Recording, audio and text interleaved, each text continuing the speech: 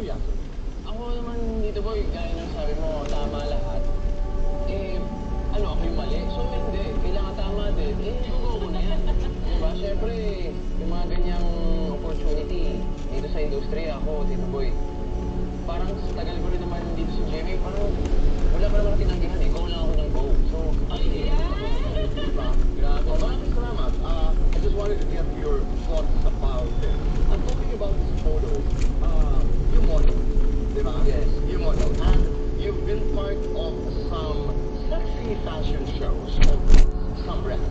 Okay? Napapagod ka ba? Dahil, palbot ka? Or,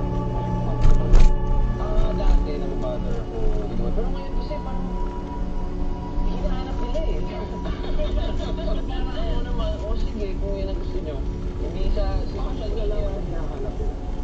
Kasi sinasabi ng brand. One time, nung nag-post ako sa social media ng topless, parang medyo mabuo, parang mas mataas yung engagements eh. Kaya parang ang daming comment.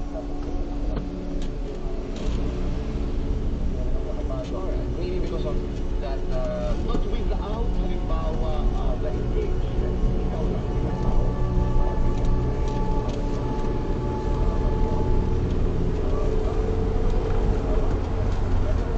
uy, lalo na sa mga close friends ko sa mga tao, alam kong mahal ako. So, mahina ang alam ko sa sarili ko eh. Kailangan meron approval lagi ng mga tao.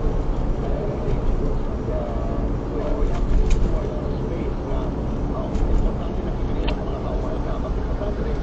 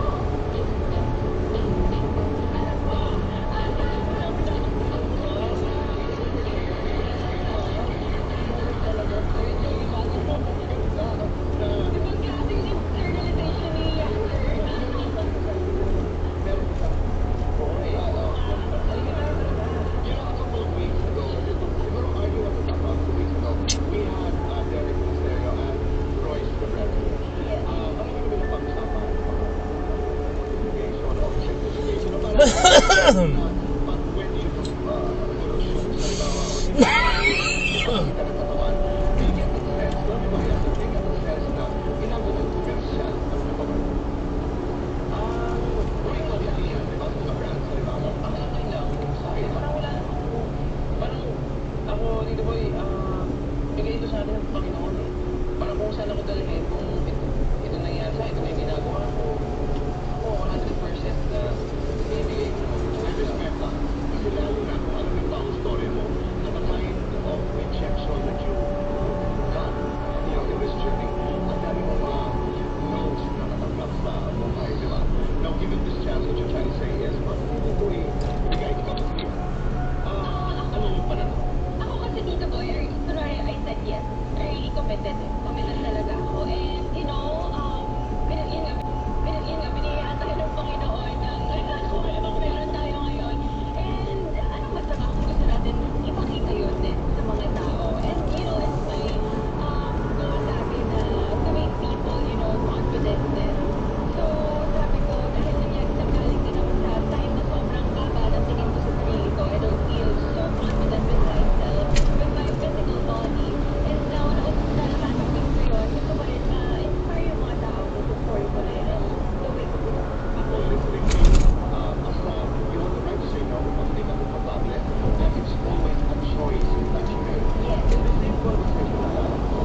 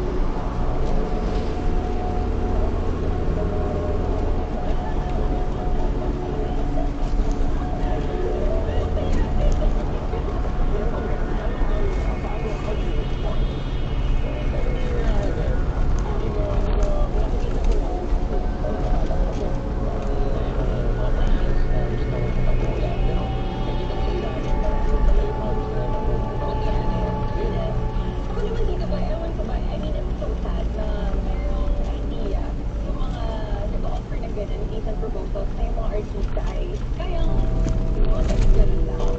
I want na, yung experience ko is dinner for like, for example, 500,000. and just to have Dinner with that person. Like that. Pero yun nga, may mga nag-message din sa akin and hindi ko na natin pa we're